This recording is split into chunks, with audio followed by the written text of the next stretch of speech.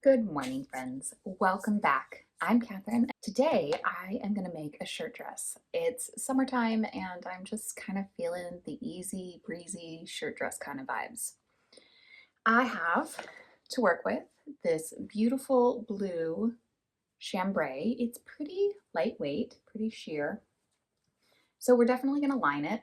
I mean, you can't see it on camera, but I can see you through the fabric. We're definitely going to line it, probably with a cotton lawn. I still need to get buttons for this. I'm not sure what I'm going to do. It does have a little bit of white running through it, so I don't know if I'll do a button pop or if I'll try to find something that matches. I'll have to run to the store to do that. The pattern I'm going to use, I have a couple of shirt dress patterns, but this is the one that I landed on. It is a McCall's Palmer and Pletch pattern. The nice thing about Palmer and Pletch is that they have fitting guides for their patterns in them. So if you're new to fitting, this is a great pattern to get. It'll sort of help you walk through the whole process. As you can see, the actual construction is pretty easy. And I have made this pattern before. I've made alterations to it, so I've never made it direct out of the package. I'm looking forward to trying that. This collar, I'm gonna wanna make a mock-up of because it might be a little wide for my frame. I'll have to see once we do the actual muslin of this one. But yeah, that's the project. So let's make stuff.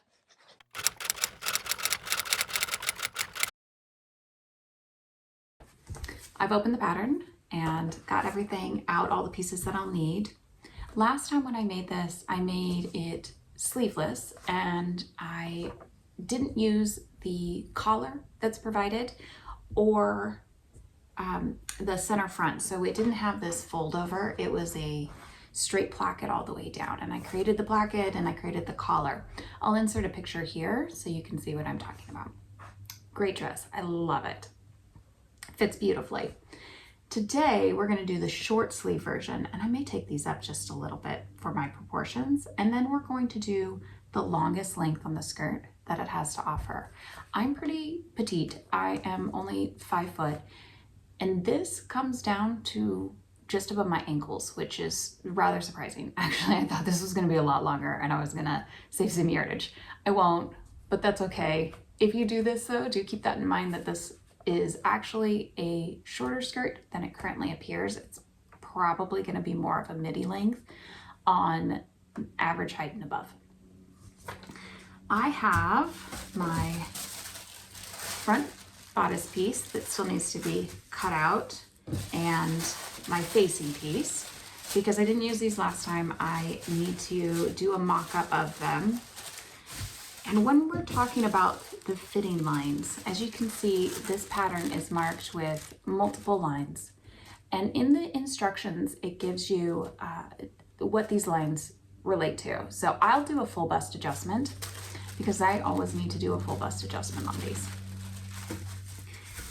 One of the things that I was rather surprised about, and I'm interested to see how this goes, is this is our collar piece. It is for both the top and bottom collar. It's not cut on the bias for the bottom collar, so I'm not sure how it's going to lay. But I do trust the process, and I do trust Palmer and Pletch that they know what they're doing, so I'm gonna give it a go this way. We may need to do some alterations, we'll see. So I'm gonna start doing my muslin, and then I will check back as soon as I have that built. All right, I completed my mock-up. Overall, I was really happy with it. I made a handful of adjustments to the pattern. I did the full bust adjustment like we previously spoke about, and then I followed their lines for the narrow back adjustment because I kind of have small bones. And then I did the low round back adjustment. Both of these are really slight, but it got the shoulder tip onto where it should be on my shoulder. And then of course I made similar changes to the front pattern to match the shoulder seams. So I'm just gonna cut these out now and get going on the process. I'm super excited.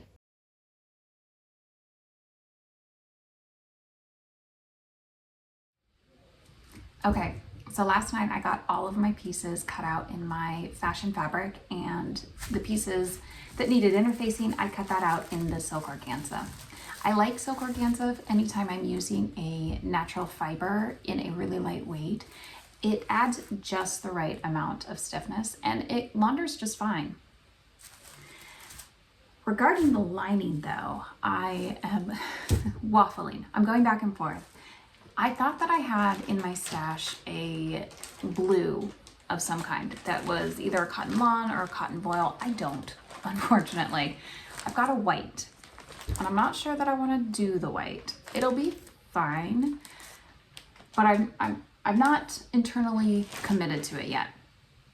So what I'm going to do is go ahead and build my bodice and my skirt together and try it on before I put the facings on and the collar and see if it's really necessary. It's probably going to be necessary, but it might not be necessary, and then maybe this problem can be avoided. So that's the plan of action. I am going to thread my machine, so let's go.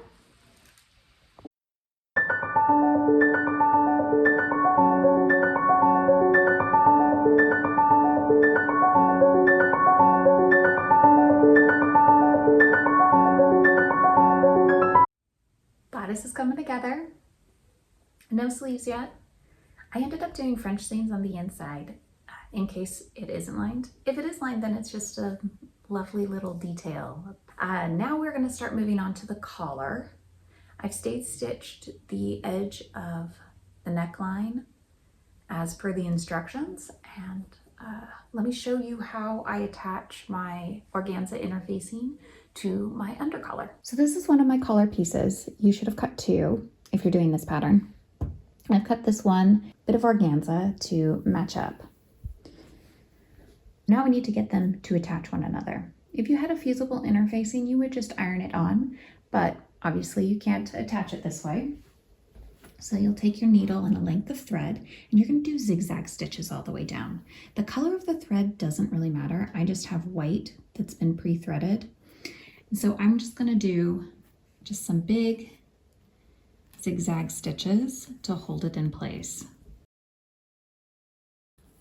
And the thread color doesn't matter because it is going to come out after the collar is built. But you do want to make sure that everything is one-to-one and that you're not pulling on any of your fabric or on your organza, because otherwise you'll have a bumpy collar. So I'll do one row on top here, and then I'll do another row on the bottom. And from there, I'm going to attach the collar as per the instructions. I'm having sleeve problems. Why does this always happen on the big four patterns? What is it with their sleeves? This isn't supposed to be a gathered sleeve, so I don't... Okay, it's better. I'm not 100% pleased, but I think it's passable. It'll still give me movement. It's just not as clean as I would like. The other side went in much better. I removed about 1/4 of an inch from the sleeve head, and I think that helped quite a bit because it lays much nicer. Okay, I think I figured out the sleeve drama. When I did my full bust adjustment, I didn't take the little bit that comes out right here out of my sleeve as well. So the circumference of my sleeve hole was smaller than what was necessary for the actual sleeve. So that was totally my user error and not a reflection of the pattern. Next up, we have pockets, and this is kind of a out of the fire into the frying pan situation because I'm going to be doing French seam on seam pockets, and I've never done that before. I experimented this morning, and I tell you, it was a journey. My seam ripper and I became very good friends, but I finally figured out the solution, and I want to take you along for the second one. So I'm going to show you how to do that. To begin with, I had to update my pocket shape. This is the pocket that came with the pattern. As you can see, it sort of went up into the waistline, and I had to trim this bit off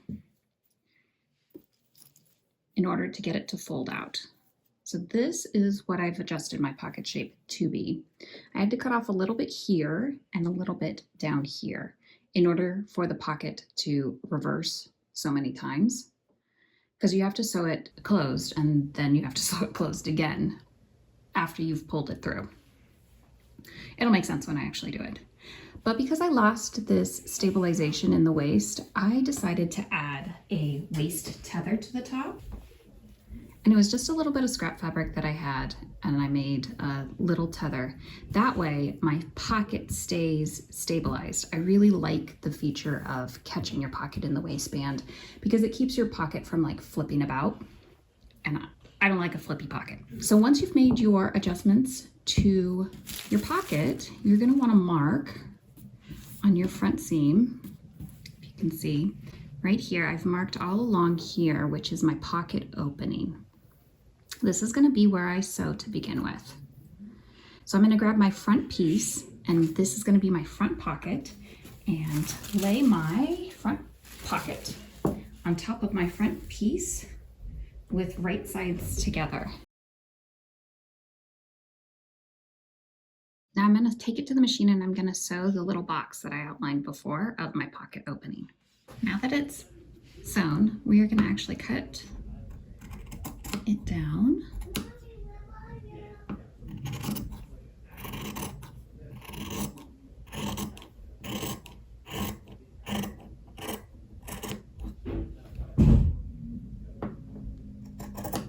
I'm gonna clip into my corners, to, not through. We're now going to flip it out to the opposite side, to the inside, and we're going to take it over to the machine and we're going to press it into place, turning out these corners. So here is the cutout that I was talking about, just pressed in place. This is a good time to top stitch if you want. The tutorial I watched top stitch this in place. If it becomes a problem for me, I'm just going to hand pick it. Now you take your back pocket and put it underneath your front pocket. And this is the point that I add in my little tether. You fold your front pocket back over your back pocket. You line up all the seam allowances and the notches. You actually sew all the way to the edge of the fabric here. So I'm just going to pin it in place and sew around. So here we have our pocket.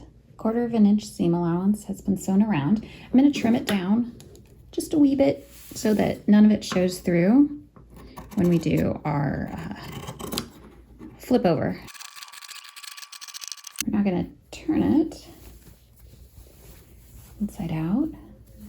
I'm going to take it over to the machine and I'm going to press it so that it lays flat, and then I will pin it in place and I will sew around at 3/8 of an inch.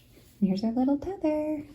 We've seamed up our pocket with the opening side down.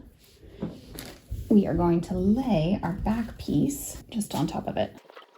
Leave this open for now, untethered, because when we flip it around, we're going to want to be able to move this pocket still in order to get the seam closed. So I'm going to match up my side seams and then I'm going to sew 1/4 of an inch. So here's your pocket opening. We've done the side seam. We're now going to take the back panels and turn them over to sit on top of the front. We're going to pin all along here, all along your side seam once again, so we can create your French seam in your side seam. The tricky bit, when you take this to your machine, you're going to want to feel for that front pocket opening so that you don't actually catch it in your stitching. I didn't really have this is really lightweight fabric and I didn't have an issue with that at all. It felt just fine.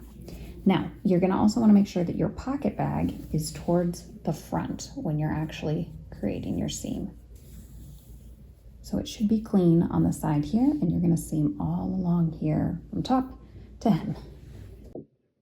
Last step, we are now going to secure the tether up at the top here.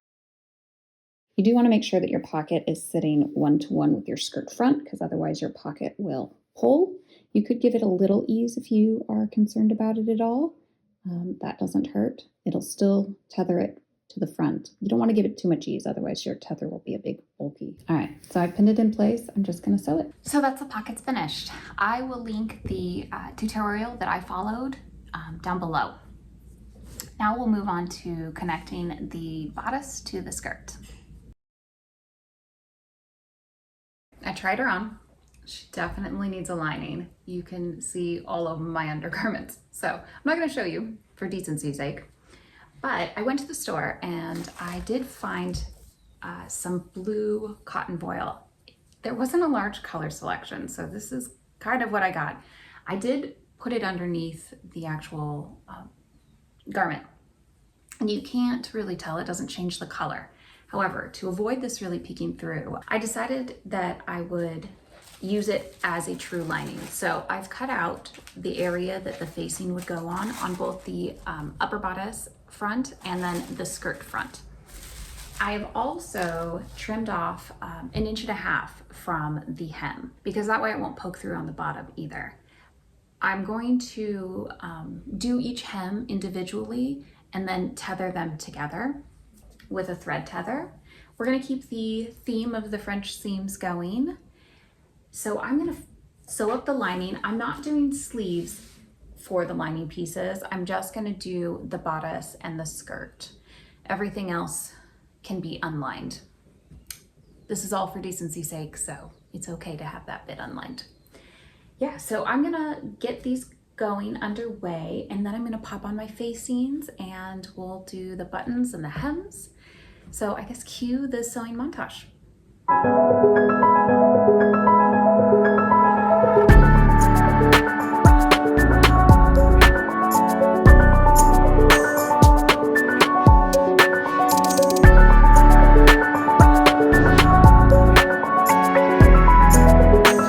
Before I finish up the garment and do the reveal, and that's understitching.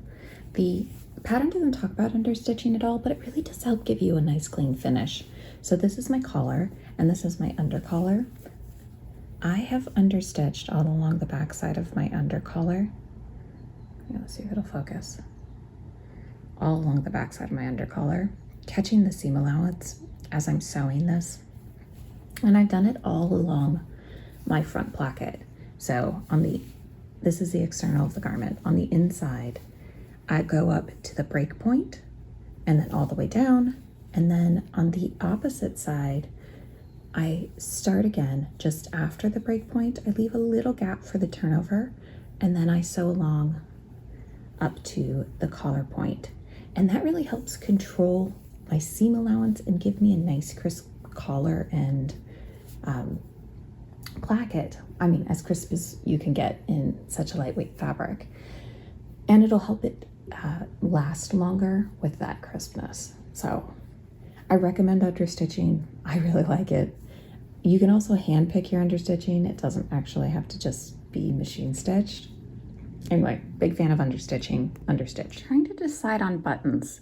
I've got 3 options in my stash. The top 2 are from Tabitha Sewer. I love her buttons. And the last one is just like a generic one that I found at Joann's. I think it's like by Cool Crafts or something like that. And I just can't decide. I think I'm gonna go with the top one. I'm still mulling it over. What do you guys think? Let me know down below.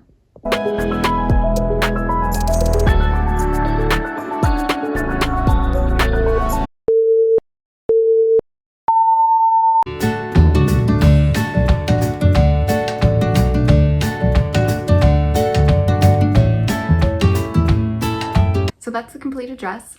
Thank you for joining me today on these sewing adventures. I had a lot of fun making this dress. Overall, I think the pattern is really great. I highly recommend. And while I was doing the show notes, I actually realized that this pattern has been discontinued in McCall's, but good news, it was reissued in Butterick. So you can still get this pattern, and it's still available both on Palmer and Pletch website and on Butterick's website. I've linked down below. If you just want to follow that link, it'll bring you straight to the pattern. One thing that I'm not entirely sure on yet is the buttons. I may change them out, so let me know what you think of those below, and if you had a preference, or maybe I should just go all white. Let me know what you think. Anyway, until next time, friends, have a great day, and I wish you the best in all of your sewing adventures. Happy sewing!